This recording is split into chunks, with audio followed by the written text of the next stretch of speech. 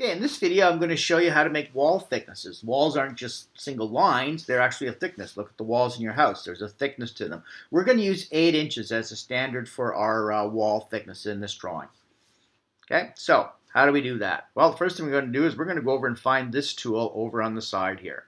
And that tool, if I expand it, you will see it is the offset tool. Okay, so let's click in there, click on the floor that we're going to put edges on, and then I'm going to type in 8 inches. There it is. There's my offset. I'm going to do that with the other room. I'm going to click on there, and then I'm going to type 8 inches again. Voila! We now have 2 rooms with walls around them. Okay, you can see that this room here and this room here are attached, but there's a double wall here. We don't want a double wall.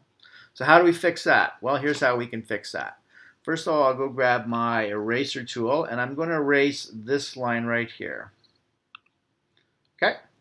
Then I'm going to get my drawing tool, and I'm going to extend that wall to here.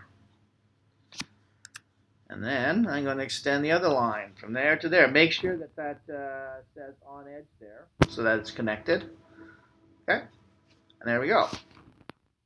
And I'm going to take my eraser and erase these little lines that are in here.